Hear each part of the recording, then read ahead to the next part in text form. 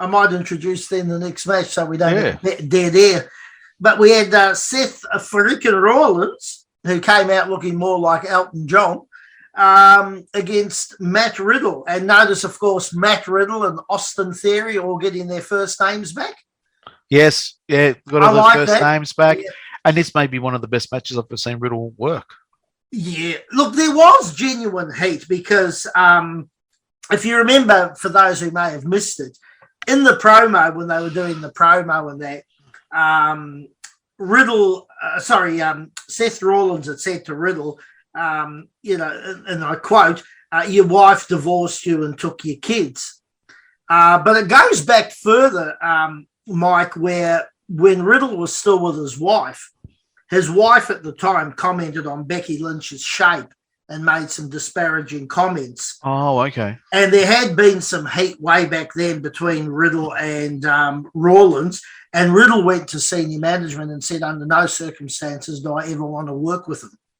Okay. So this allegedly is all documented. So there is some genuine heat between them.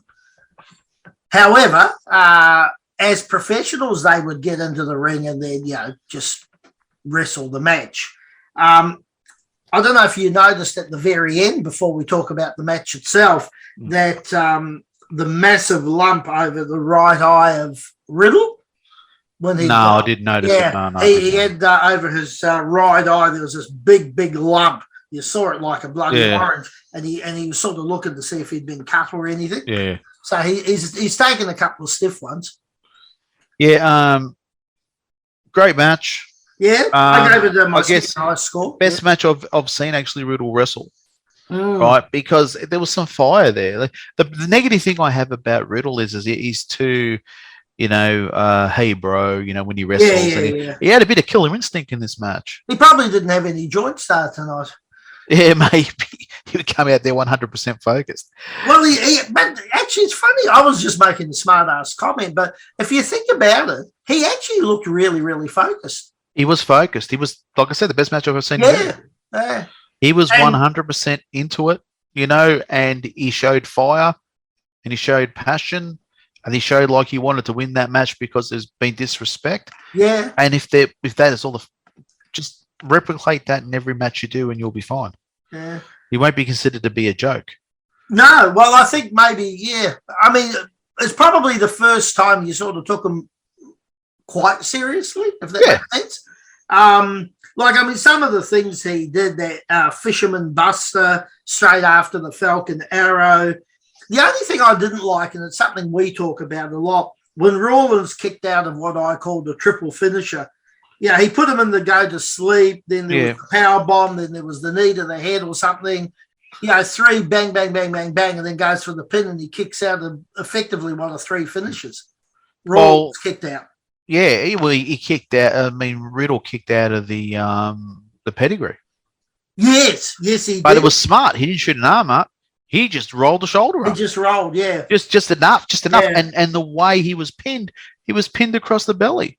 Yeah. So there was the ability to get up. There was some things that happened in that match, which happened in a lot of these matches, if you broke down every match, was that delay on pins, deliberate delaying a pin, crawling over after they've done a series of moves, giving it like 10 or 15 seconds, then the count 1, 2, and then just the kick out in the end, made a lot of it believable, right?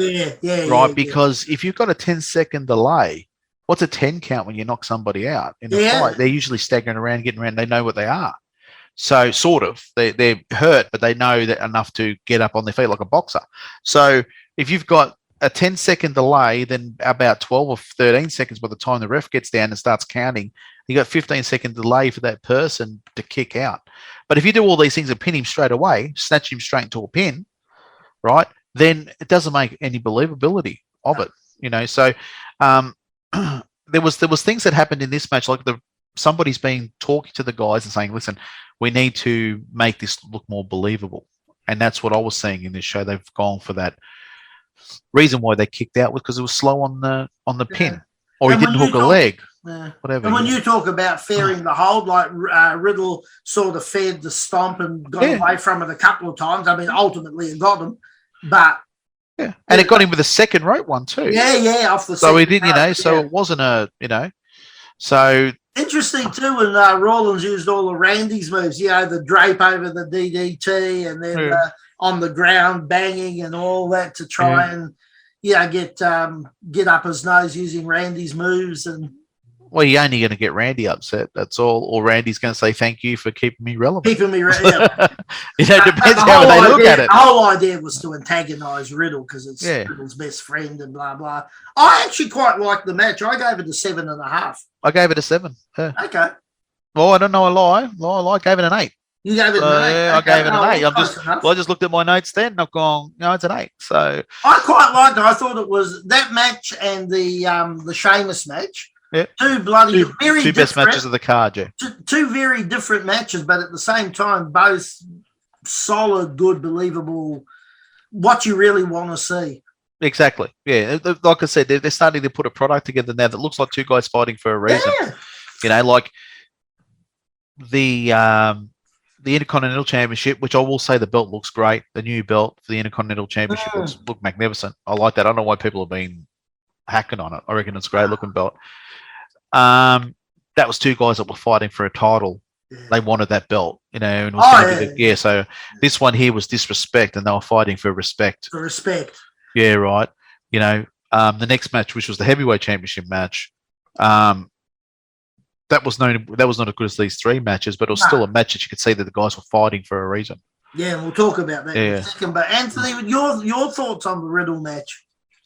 When I heard this, I went, well, how are you going to do it? Then once I saw the little sit-down interview thing, I'll be lying to you if I said they didn't hype me up, but man, did that hype me up for that match. Yeah.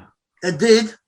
I'd be lying if I told you it didn't. The way, the way that, Rollins, got it right at that point, and he's like, oh, well, I'm going to F you up and F this and F that. He was upset. He was upset. They were even brawling 2 hours out in a parking lot before Raw even started. Yeah, I saw that. Now, again, you'd imagine that's a work. But that's how you build the match. Yeah. That's what I'm saying. Yeah, it was beautiful. Yeah. Old school. I loved it. This is what I needed. If I said to my mum, that's how you build a match, right there. But no, I liked this match. I gave it a 7.5, so I went the route that you did, Pete. I liked how, it was ultimately they just wanted to kill each other. Yeah. It was two blokes having a fair dinkum beef, yeah. For whatever reason, they just wanted to kill each other. And I felt that since they delayed this match and put it on this show, I felt it had a much more of an effect than should have been a last month's SummerSlam. I agree with you. You know the real reason that match was delayed? Why was that? Because it was supposed to go on to that last pay-per-view, but Rey Mysterio has got a sponsorship deal with some alcohol company, and the amount of money it brought in by making sure that Rey appeared on that pay-per-view, and they couldn't fit all the matches in, so that's why they dropped it and put Rey's on. It was all a commercial decision. And it gave it another month for it to marinate. Exactly. So I think it ended up being a win-win for WWE. That's right, yeah. They get all the money from that sponsorship, but they also still get the match on probably what was a bigger stage in a lot of respects. Yeah. Cardiff was much bigger. Yes, 62,000 plus, yeah. Yeah, so I think it's and a bigger worldwide audience. So I think it probably was a win-win-win sort of scenario as it turned out. But that was actually the real reason it was delayed. And that made sense. If you're going to get a whole heap of money to have one particular going on, why wouldn't you, Well, yeah, as a business, you can just do as a business. Do the match the next show. That's it. And as you said, you let it build a bit more and marinate a bit more. Yeah. So, sorry, Anthony. Yeah. But this was surprising. I sat there and I went, this is the first win that Rollins has got on a pay-per-view for a while. Yeah, that was yeah. I sat there like he lost the briefcase match, which served 700 people, and then he lost the trilogy with Rhodes. So it's always as if he was slapping that streak as well. But no, with this match show, I gotta say, it felt right. It just felt right. Like I can't tell you what felt right about it, but it just felt right. And I liked how it was basically like I liked how that both got in the face of the referee and said, "No, let me do whatever I need to do." Yeah. You know, like they wanted to literally kill each other. Which, yeah, but as I said, I gave this a 7.5 because I was very impressed with this match. Because when I saw it being postponed, I went, "Okay, what are they going to do here?" And then I went, "Oh well, how are they going to do it?" And that's when everything happened with the brawl hours before Raw, the sit down interview, and I'm like, yes, I want to see this match now. Yeah, absolutely. And I think that's one of the other things to take Mike's point about marinating. But I think it was a proper build-up. It was an old school build-up. It wasn't okay. Well, I challenge you next month, and blah blah blah. And it just happens. It was an old school build-up. And I think that adds so much to it when you can get invested in the match and in the hype and the promos. Yeah. And I think that added significantly to this match. So probably the delay ended up being a bit of a blessing for them. So with Riddle and Rollins now, if you in 3 or 4 months' time stick a belt in the middle of that feud, right, then you've really got money. You got really cooking with gas then. So this is definitely something they can work off again. No, Riddle took the loss. It's not over and done with for Riddle. Well, if you think about WWE in their heyday, they always had situations where you could have 6 people interject into any situation and there was this sort of heat. Like there was always 3 or 4 ready to bang, Yeah. Whereas there's none of that now. But, well, it's starting now, obviously, this one. But you know what I mean? Yeah, so no, I agree. Someone gets injured, something happens, blah, blah, blah. The next person comes in, there's already been heat, there's a history, there's something, and basically you just ignite that one again. Yeah, and I think that's something that looks like that maybe Triple H and his booking is going to look at being a bit more like that, a bit more like the Attitude Era, where they had those many feuds that were available.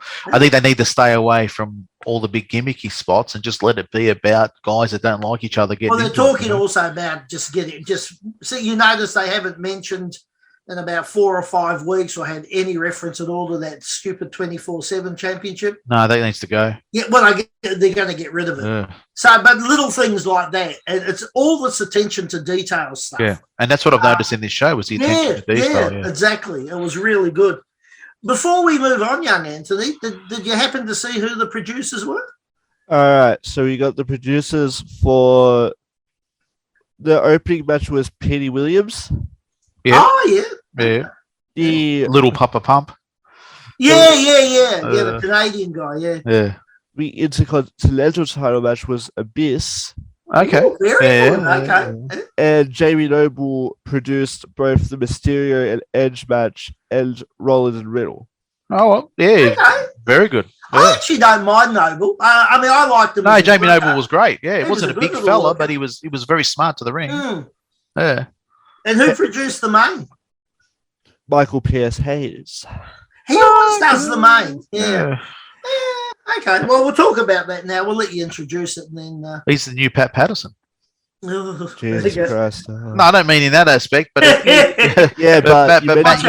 Pat used to do all the main events. You wouldn't want to be a ring boy then. Oh yeah, well, Jesus. We had to go there, didn't we? But Pat used to be the guy that used to do all the main event finishes. So he's become. You say what you will about Patterson. He was a smart, great He was worker. a brilliant wrestling brain. He was a good wrestler, obviously. And in all honesty, it doesn't matter what your persuasion is in that point. Oh, who cares? If you do the job and you're good at it, that's all that really matters. He was fantastic. He was a professor. He really. I have nothing but respect for Pat. Exactly right. But he was brilliant. That's right.